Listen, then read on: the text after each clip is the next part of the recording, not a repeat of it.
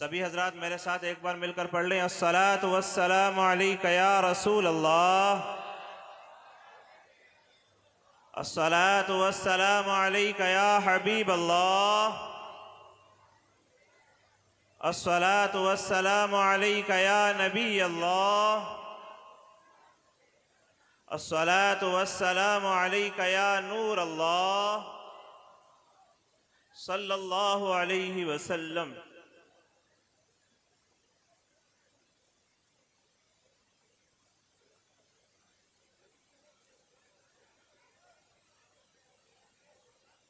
अल्लाह रब्बुल इज़्ज़त का करोड़हा बार शुक्र एहसान कि उस खालिक हकीकी ने हमें इंसान बनाया और मुसलमान बनाया और फिर आका सल्लल्लाहु ताला अलैहि वसल्लम का उम्मती और ग़ुलाम बनाया। मैं इस बात को दावे के साथ कह सकता हूं कि यहाँ तशरीफ फरमा सभी हजरात नबी अकरम सल्लल्लाहु अलैहि वसल्लम से ज़रूर मोहब्बत करते हैं। नबी अकरम सल्लल्लाहु ताला अलैहि वसल्लम की इस प्यारी महफिल में बैठने वालों, गौसो ख्वाजा के दीवानों, अल्लाह रब्बुल इज़्ज़त ने इस उम्मत को बेहतर उम्मत फरमाया। अल्लाह रब्बुल इज़्ज़त ने कलाम पाक में इस उम्मत के मुताल्लिक़ इरशाद फरमाया कि तुम बेहतर उम्मत हो। इसकी बेहतरी की वजह जो हमें कुरान से पता चलती है वो ये कि नेकी का हुक्म देते हो, नेकी की बात को फैलाते हो और बुराई से रोकते हो।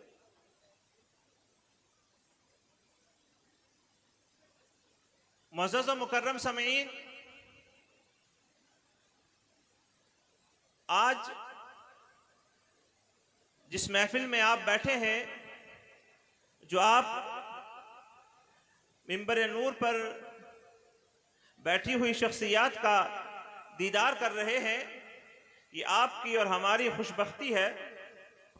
आज हम यहाँ पर नेकी का हुक्म देने और बुराई से बचने की दावत देने के लिए चंद बातें आपके सामने रखने की कोशिश कर रहे हैं, लेकिन मैं बार बार इस बात को मुअद्दिबाना तरीके से कहूँगा कि आप सभी हजरात थोड़ा सा माहौल बनाएं ताकि चंद बातें आप तक पहुँचाई जा सकें। मरेज़ी साथियों, किसी शायर ने क्या खूब कहा है कि हैरत है तालीम और तरक्की में है पीछे। हैरत है कि तालीम और तरक्की में है पीछे। क्या बात है। जिस कौम की इब्तदा इक़रा से हुई है। बहुत खूब, सुभान अल्लाह। कहाँ गई हमारी तालीम, कहाँ गई हमारी तरबियत, कहाँ गया हमारा वो खुलूस, कहाँ गया हमारा वो जज्बा। बेशक। क्या दो तीन चीजों में ही हमारी जिंदगी गुजरने वाली है। याद रख लीजिए डॉक्टर इकबाल की वो बात। डॉक्टर इकबाल ने कहा कि खिरद ने कह भी दिया ला इलाह तो क्या हासिल। बहुत खूब। खिरद ने कह भी दिया ला इलाह तो क्या हासिल, दिलो निगाह मुसलमान नहीं तो कुछ नहीं। क्या बात है, बहुत खूब। मैं अभी तक भी इस बात को पता नहीं कर पा रहा हूं कि आप दिल के मुसलमान हो या निगाह के मुसलमान हो या सिर्फ अकल के पुजारी हो। क्या बात है। ये बात अब भी समझ में नहीं आई कि जिस शख्सियत के दीदार के लिए और नूरानी बयानात को समात करने के लिए आप यहाँ बैठे हैं और उन्हीं के सामने ये मामलात आपके चल रहे हैं। जरूरत सिर्फ इस बात की है कि हमारे अंदर इल्म की और तरबियत की कमी है। याद रखो नबी अकरम सल्लल्लाहु अलैहि वसल्लम का फरमान, आका सल्लल्लाहु अलैहि वसल्लम ने इरशाद फरमाया कि बेहतरीन तोहफा, बेहतरीन अतिया क्या है, बेहतरीन तोहफा क्या है? तो मेरे आका सल्लल्लाहु अलैहि वसल्लम इरशाद फरमाते हैं कि बेहतरीन तोहफा ये है, बेहतरीन हदिया ये है जो तुम किसी को पेश करना चाहते हो, वो ये है कि तुम कोई दानाई की बात सुनो, तुम कोई हिकमत की बात सुनो और सुनने के बाद उस बात को याद रखो, महफूज कर लो और फिर अपने दूसरे मुसलमान भाई के पास जाकर उस बात को सिखा दो। मेरे आका सल्लल्लाहु अलैहि वसल्लम इरशाद फरमाते हैं कि तुम्हारा वो दानाई की बात को सुनना, तुम्हारा वो दानाई की बात को अपने सीने में महफूज करना और अपनी उस दानाई की बात को जो तुमने सुनी है दूसरे मुसलमान भाई को पेश करना, उसको बता देना। मेरे आका इरशाद फरमाते हैं 1 साल की इबादत के बराबर है। सुभान अल्लाह, सुभान। 1 साल की इबादत के बराबर है। दानाई की बात सुनो, फिर अपने दूसरे मुसलमान भाई को उसे सिखाओ, तालीम को हासिल करो, इल्म हासिल करो और फिर अपने दूसरे मुसलमान भाई को उसे सिखाओ भी। बेशक। लेकिन सुने कहां और सिखाएं कहां? जब सुनने का माहौल ही नहीं तो सुनाया कहां से जाएगा? सुनाया तो जब जाएगा जब सुना जाएगा। मेरे आका सल्लल्लाहु अलैहि वसल्लम का फरमान सुनिए। नबी अकरम सल्लल्लाहु अलैहि वसल्लम ने इरशाद फरमाया, मेरे आका इरशाद फरमाते हैं कि अल्लाह रब्बुल इज्जत ने हजरत इब्राहीम अलैहिस्सलाम को वही फरमाई और इरशाद फरमाया कि इब्राहीम इन्नी अलीम, बेशक मैं इल्म वाला हूं। और आका इरशाद फरमाते हैं कि अल्लाह रब्बुल इज्जत ने हजरत इब्राहीम को वही फरमाई और ये इरशाद फरमाया कि मैं इल्म वाला हूं और मैं इल्म वाले को पसंद करता हूं। सुभान अल्लाह। वाले को पसंद करता हूं। मेरे आका के फरामीन को सुने और इन पर अमल की भी कोशिश करें कि इल्म जो हमारे लिए जरूरी है, कितना जरूरी है। इस्लामी तारीख को अगर आप पढ़ें, मुताला करें तो पता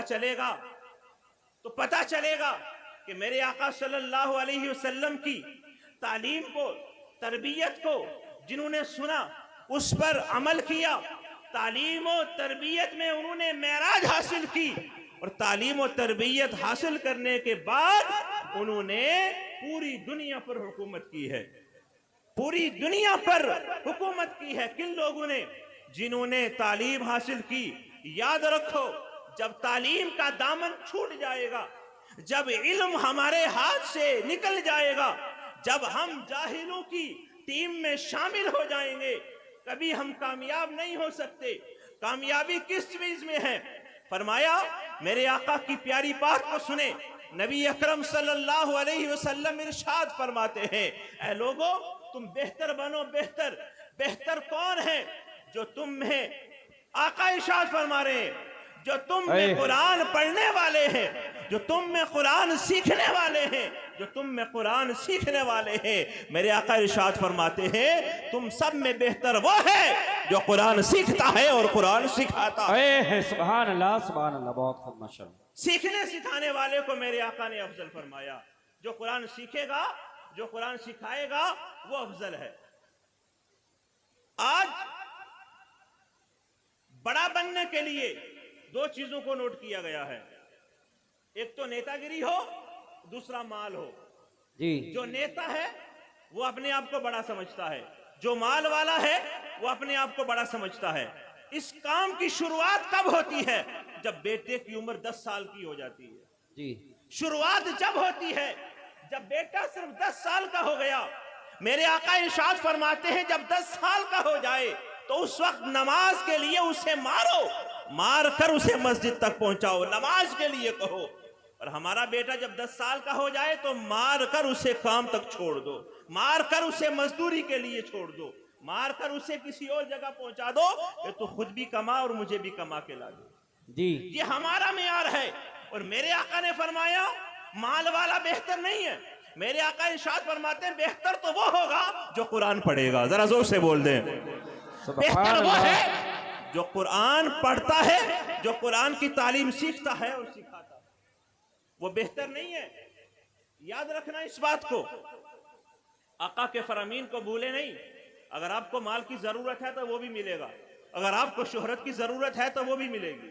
जिस चीज को आप चाहते हो वो आपके कदमों में होगी, लेकिन पहला कदम जो आपका होना चाहिए वो तालीम होना चाहिए। तालीम, इल्म हासिल करें। हजरत अब्दुल्ला इब्ने अब्बास रदी अल्लाह ताला अन्हुमा इरशाद फरमाते हैं कि हजरत सुलेमान बिन दाऊद, उनके पास 3 चीजों को पेश किया गया। माल को भी पेश किया गया, उनके पास बादशाही को भी पेश किया गया, और उनके पास इल्म को भी पेश किया गया।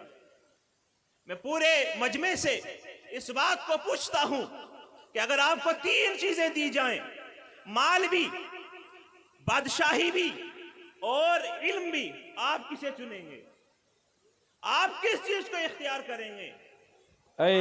जो हमारा नजरिया है, जो हमें देखने से लगता है, जो हम देखते हैं सुनते हैं, वो एक ही चीज हो सकती है। या तो हम कहेंगे मुझे नेता बना दो, या तो हम कहेंगे हमें प्रॉपर्टी डीलर बना दो, मेरा घर और मेरा बंगला अच्छा हो जाए, मुझे माल मिल जाए। तो ना माल मिलेगा ना तुम्हें हुक्मरानी मिलेगी। हजरत सुलेमान अलैहिस्सलाम ने किस चीज को इख्तियार किया? हजरत अब्दुल्ला इब्ने अब्बास फरमाते हैं कि उन्होंने उस वक्त में इल्म को इख्तियार किया, इल्म को चुन लिया, इल्म को ले लिया। तो अल्लाह रब्बुल इज्जत ने जब उन्होंने इल्म का इख्तियार कर दिया, अल्लाह ने माल भी अता फरमा दिया तो बादशाहत भी अता फरमा दी। सुभान अल्लाह, सुभान अल्लाह, बहुत खूब, बहुत खूब, माशाल्लाह। और हमारा दिन ब दिन मामूल यही है। आज हमारा जो मुआशरा है, जो तारीकी के दलदल में जा रहा है, जो अंधेरे में हम लोग गिरते चले जा रहे हैं, याद रखो, अगर उजाले की तरफ जाना चाहते हो, बुलंदी पर जाना चाहते हो, अगर तुम लोग तरक्की की राह पर चलना चाहते हो, तो तुम्हें माल की जरूरत नहीं है, तुम्हें इज्जत और शोहरत की जरूरत नहीं है, तुम्हें प्रॉपर्टी की जरूरत नहीं है, तुम्हें जरूरत है तो इल्म की जरूरत है। तुम तालीम खुद भी हासिल करो, अपनी औलाद को भी तालीम के लिए मदरसा पहुंचाओ, कुरान पाक की तालीम उसे भी सिखाओ और खुद भी कुरान पाक पढ़ा। बेशक, सुभान अल्लाह। इसके अलावा कोई और रास्ता नहीं है। मैं आपको जो बता रहा हूं ना, वो ये चीज है कि आज अभी आप थोड़ी देर में वो नूरानी मंजर देखेंगे कि जिन बच्चों ने अपना सारा वक्त कुर्बान किया और वक्त कुर्बान करने के बाद उन्होंने कुरान पाक की तालीम को हासिल किया, आज उनके सरों पर दस्तार सजाई जाएगी। उनका मर्तबा और इज्जत कैसे बुलंद हो रहा है। अब इस बात को समझें, माल वाला हो, शोहरत वाला हो, तो क्या हासिल, क्या हासिल। मैं आपको इतनी नूरानी बात बताने की कोशिश कर रहा हूं, काश कि आपको समझ में आ जाए, काश आप इस बात को सुन लें। खलीफा हारून रशीद अपनी सवारी पर सवार होकर, घोड़े पर बैठकर एक दिन सफर के लिए रवाना हुए, तो रास्ते में उन्हें एक गोशा नशीन आलिम मिला। एक आलिम से मुलाकात हो गई। क्या बात है। जब खलीफा हारून रशीद ने उस आलिम को देखा, हालांकि मिंबर पर जो तशरीफ फरमा है सारे ही काबिल एहतराम हैं, मैं सभी से तवज्जो का तलबगार हूं और दुआ की भी दरखास्त करता हूं कि मुझ गुनाहगार के लिए आप दुआ करें कि अल्लाह मुझे हकीकत में इल्म हासिल करने वाला और दूसरों तक इल्मी बात पहुंचाने वाला बना दे। आमीन। जिंदगी का एक मकसद मेरा हल हो जाए। इस बात को तवज्जो से सुने। एक आलिम से मुलाकात हो गई खलीफा हारून रशीद की, तो क्या हुआ कि बेइख्तियार सवारी से नीचे उतरकर उस आलिम की बारगाह में पहुंचे। पहुंचने के बाद, जिनका नाम अबुल हसन अली बिन हमजा है, दस्तबोसी का शर्फ हासिल किया और दरबार में न आने की शिकायत भी की। कि आलिम साहब मुसलसल कई दिनों से आप दरबार नहीं आ रहे, अब मेरे पास नहीं आ रहे, क्या वजह है?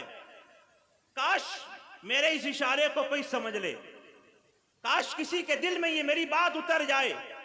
और अहले इल्म इस बात को बखूबी समझते हैं, मुझे इसकी वजाहत करने की जरूरत नहीं है। वो सवारी से खलीफा हारून रशीद नीचे उतरे और आलिम साहब के हाथ को चूमा और कहा कि आप दरबार में कई दिन से नहीं आ रहे, क्या वजह है? हमारा तुम्हारा जवाब क्या है? आज उस अल्लाह वाले का जवाब सुने, उस आलिम की जुबानी निकले हुए वो सुनहरी कलिमात को तवज्जो से समात करें। फरमाते हैं, मैं मुसलसल कई रोज से मुताले में इस कदर मशगूल हूं कि मुझे सर उठाने की भी इस बात को तवज्जो से सुने, फुर्सत नहीं है सर उठाने है। क्या बात है, बहुत खूब, बहुत माशाल्लाह, बहुत खूब, सुभान अल्लाह। मुताले में इस कदर मसरूफ हूं कि सर उठाने की भी फुर्सत नहीं है। खलीफा हारून रशीद बोले, फरमाया हजरत इतने इल्म का क्या करोगे? सवाल तो ये है, क्या बात, सवाल ये है कि इतने इल्म का करोगे क्या? इस इल्म का क्या होगा? हजरत ने इरशाद फरमाया कि इल्म के फायदे पूछना चाहते हो कि क्या होगा इस इल्म का? खलीफा हारून रशीद ने फरमाया, कुछ फायदा तो बता दो जब इतना इल्म हासिल कर रहे हो, सुबह शाम जब तुम पढ़ रहे हो, एक फायदा बता दो। अबुल हसन ने इरशाद फरमाया, एक दो फायदे हूं तुम्हें बता दूं, मैं गिन नहीं सकता, लातादाद फायदे हैं।